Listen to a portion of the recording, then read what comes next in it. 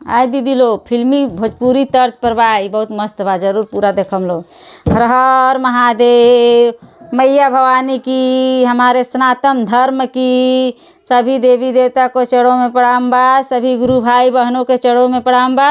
हमारा नमस्कार करे, जौन गलती हुई माफ़ करे, हमों को फुल सपोर्ट करी लो। आए लो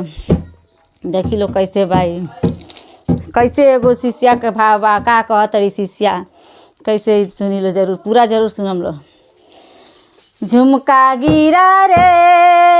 यही पर बा,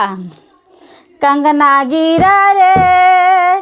कंगना गिरा रे गुरु की मंदिर में, कंगना गिरा रे शिवा गुरु के मंदिर में, कंगना गिरा रे शिवा गुरु के मंदिर में, कंगना गिरा रे, कंगना गिरा रे शिवा गुरु के मंदिर में, कंगना गिरा रे। बसहा खोजे सपहा खोजे, खोजे नंदी गैया रे, बसहा खोजे सपहा खोजे, खोजे नंदी गैया रे, खोजे नंदी गैया रे, कंगना गिरा रे शिवा गुरु के मंदिर में, कंगना गिरा रे, कंगना गिरा रे शिवा गुरु के मंदिर में, कंगना गिरा रे शिवा गुरु के मंदिर में, कंगना गिरा रे। अब देखी लो के खोजता, कंगना गिर गल बता। कार्तिक खोजे गणेश खोजे, खोजे गौरी मैया रे, कार्तिक खोजे गणेश खोजे, खोजे गौरी मैया रे, कार्तिक खोजे गणेश खोजे, खोजे गौरी मैया रे,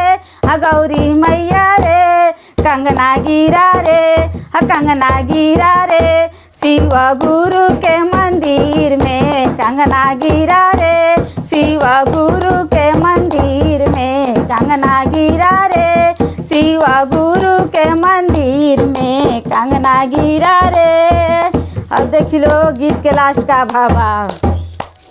अब देखी लो के खोजले बा।